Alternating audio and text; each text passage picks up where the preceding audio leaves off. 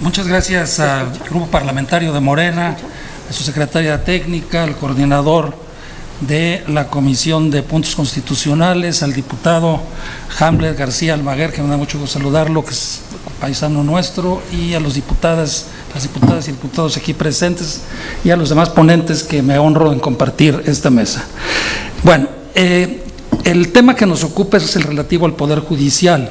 Podríamos decir nosotros, sin lugar a equivocarnos, que el mecanismo de elección de los integrantes de la Suprema Corte de Justicia de la Nación es importante, pero no determinante para resolver el problema de la justicia en México. No quisiera abundar demasiado por obvio de tiempo, tan solo permítaseme recordar algunos datos que me parece importante tener en cuenta del problema de la justicia en nuestro país.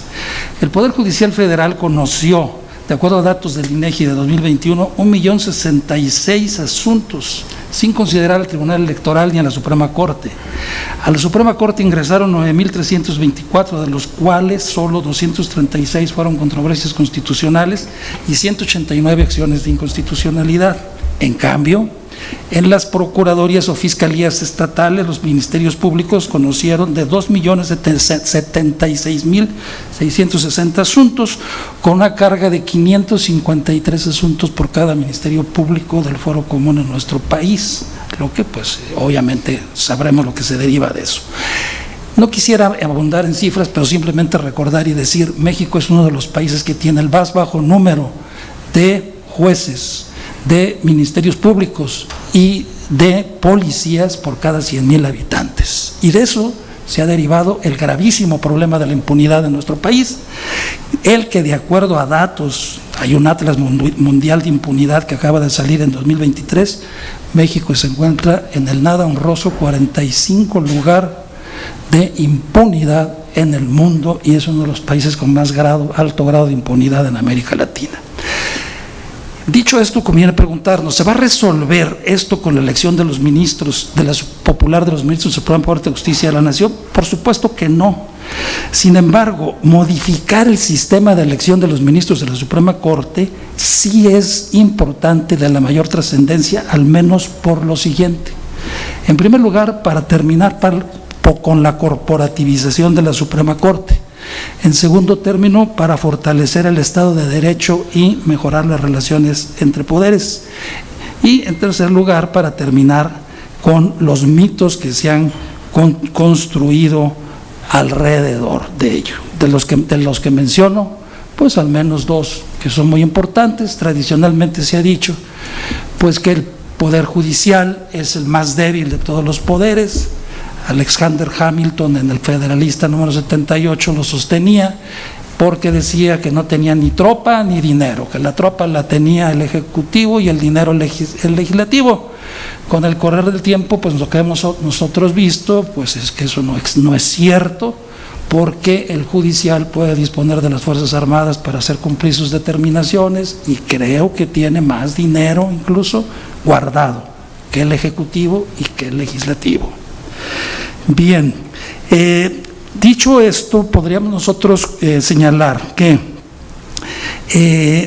la iniciativa o la propuesta que se ha hecho, hemos presentado la iniciativa para la elección popular de los ministros de la Suprema Corte de Justicia de la Nación, paradójicamente, quien la propone es quien resultaría el más afectado, y quienes se oponen pues son los que hasta el momento y en la actualidad han sido los principales beneficiarios, es decir, los líderes partidarios y parlamentarios, en este caso de la oposición, en esta Cámara de Diputados, que son los que se han estado oponiendo. Podríamos decir que la Suprema Corte de Justicia no puede seguir así. 29 años después se hace necesaria una reforma para evitar que siga, como ya lo dije, su corporativización. No podemos tapar el sol con un dedo, hay que llamarle a las cosas por su nombre. En la Suprema Corte de Justicia ha estado, no obstante la reforma del 94, corporativizada. Ahí están presentes los despachos y las notarías más poderosas de México. Ahí están presentes la Asociación de Banqueros de México. Ahí está presente el SAT, siempre, y bueno, resulta comprensible, ¿no? Pero siempre, invariablemente, el SAT tiene 1 o 2 ministros en la Corte. Ahorita tienen 2. Luego las procuradurías estatales.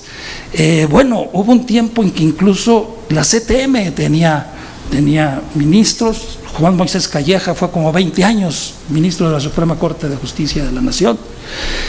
E incluso el Ejército tenía posiciones.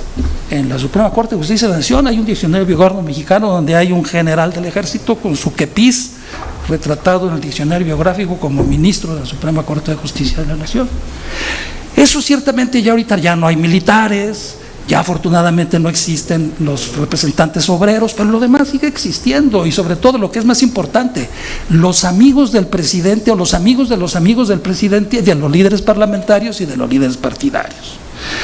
En segundo término, la Suprema Corte se debe de una vez por todas definir. Yo pienso que esa es otra situación importante en esta reforma.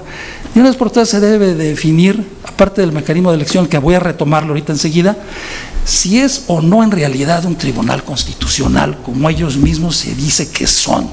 Yo pienso que ya, de una vez por todas, debe de definirse si es o no tribunal constitucional. Y si es tribunal constitucional, pues entonces que se cree un tribunal de casación y de tercera instancia que reconozca los siguientes asuntos.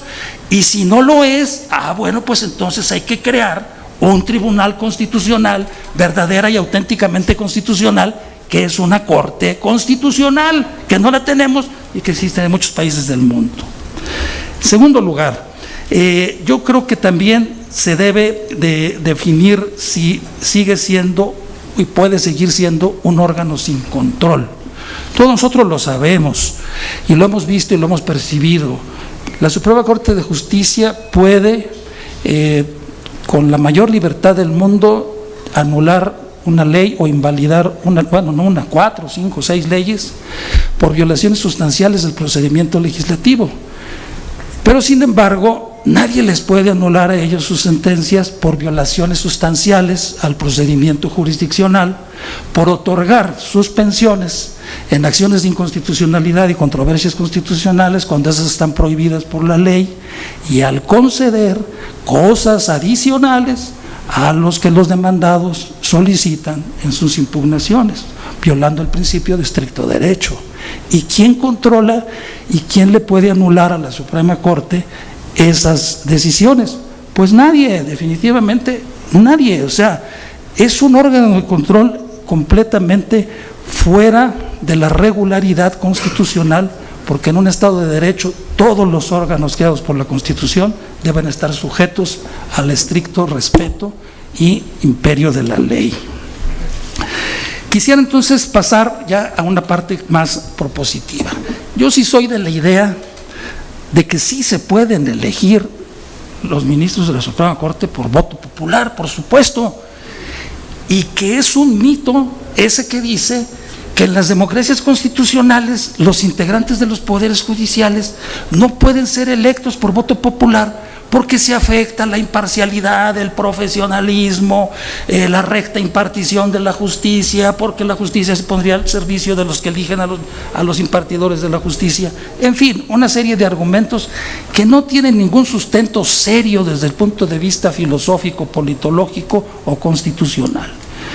Sin embargo, lo que hemos visto es que precisamente ese sistema de designación, que no es el de voto popular, es el que ha hecho posible casos pues muy sonados, que no quisiera mencionarlos aquí, y que precisamente pues refutan esa idea. En contraposición, simplemente quisiera recordar, gracias al sistema de elección popular indirecta de primer grado que prevaleció en la Constitución de 1857, fueron electos ministros y presidentes de la Suprema Corte personas como Benito Juárez, Jesús González Ortega, Ignacio Manuel Altamirano, hay 3 Ignacios: Ignacio Ramírez, Ignacio L. Vallarta, José María Iglesias, que junto con Vallarta le significaron un debate muy importante en el siglo XIX. Esos personajes fueron electos por el sistema de elección popular indirecta, y no creo yo que alguno de los actuales que no han sido electos por ese sistema pues pueda, con el debido respeto, equipararse con estas personalidades. ¿Cómo podría ser ese sistema de elección popular de los ministros de la Corte para no incurrir en lo que se dice que se puede caer? En primer lugar, voy a mencionar algunos criterios. Independientemente del método que se establezca para la integración de los ministros, debe de existir y ponerse en la Constitución la prohibición del mandato imperativo. Es decir, si se van a elegir por voto popular, que se ponga, como dicen el 100 constitucional para el caso de los consejeros de la Judicatura, los consejeros de la Judicatura no representan a quien los propone ni a quien los elige.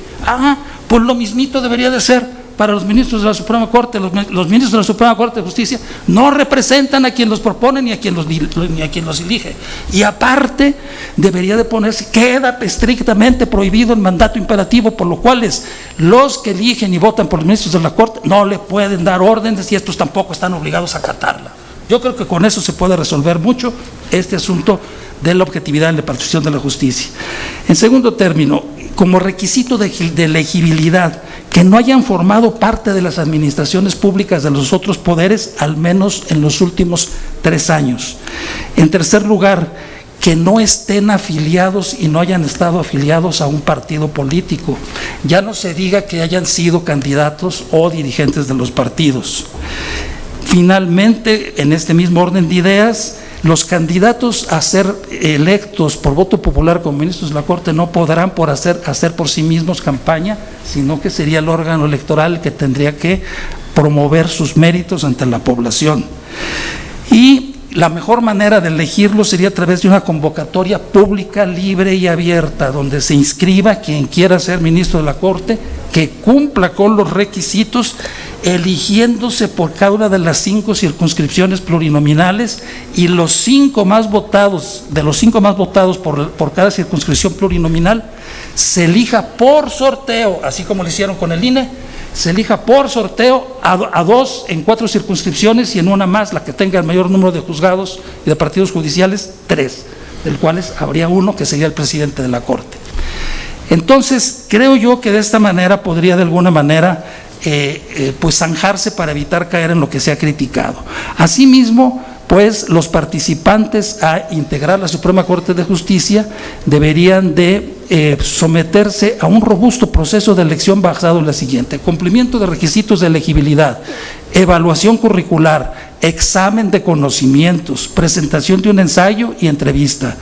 Esta evaluación sería hecha por una comisión especial integrada por representantes del Ejecutivo, Legislativo y el Consejo de la Legislatura, y de ahí surgirían las quintetas para que fueran electas por insaculación por el Senado de la República. Creo que esto se podría avanzar. Bien, termino y concluyo con lo siguiente. Creo que se debe de aprovechar el viaje, si se piensa modificar la elección de los ministros de la Corte, modificar la integración del Consejo de la Judicatura. La forma como está integrado el Consejo de la Judicatura en nada contribuye a la responsabilidad del ejercicio de la labor jurisdiccional. No puede ser que 4 de los 7 miembros del Consejo sean del Poder Judicial y que el presidente del Poder Judicial lo presida. Eso es absolutamente incestuoso, por favor, ¿sí? Definitivamente, es un incesto eso, ¿sí? Y luego, creo que también se debe de ver, si ya estamos viendo cómo se elegían los ministros de la Suprema Corte de Justicia en el siglo XIX, pues yo propondría, con todo respeto, y ya por obvio de tiempo no voy a abundar mucho sobre esto, nada más dejo la idea, de que en el siglo XIX, desde 1853 hasta el año 1900, primero la Constitución del 24, luego la del 57, la Suprema Corte, concretamente en la Constitución del 57, estaba integrada por 11 ministros, 4 supernumerarios, un fiscal y un procurador, es decir, eran 17. Y algunos dirán de ustedes, bueno, ¿qué no está repetido ahí un fiscal y un procurador? No, yo creo que vale la pena reconsiderar y reflexionar sobre eso. Hace falta en nuestro país, en nuestro Estado de Derecho, en nuestra República, la figura de un procurador adicional al fiscal. El fiscal representa a la víctima y pide que se castigue ante el juez, pero el procurador debería de ser el que represente los intereses del Estado, los bienes públicos que tutela el Estado, por ejemplo, las libertades, la democracia, los derechos humanos. Incluso si existiera la figura del procurador, creo que podríamos obviarnos a la Comisión Nacional de Derechos Humanos. Existen países donde tienen establecida la figura de procurador adicional a la de fiscal. Por ejemplo, pongo los casos de América Latina: Colombia, Perú sobre todo y Costa Rica, ¿sí? Y en otras latitudes del mundo, incluso en un país de África, en Cabo Verde, existe la figura del procurador con esas características, como representante del Estado, insisto. Una cosa es el Estado, otra cosa es el gobierno y otra cosa es la sociedad. Pero la sociedad y el gobierno forman parte del Estado. El procurador sería representante del Estado. El fiscal, pues si pudiera hacerlo, más que habría que hacerlo electo, podría ser representante de la sociedad y si no, simple y sencillamente de las víctimas y de los ofendidos para procurar su castigo.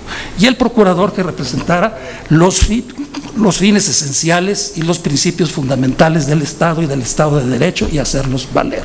Asimismo representaría a la sociedad. Sería cuanto. Muchas gracias, diputado.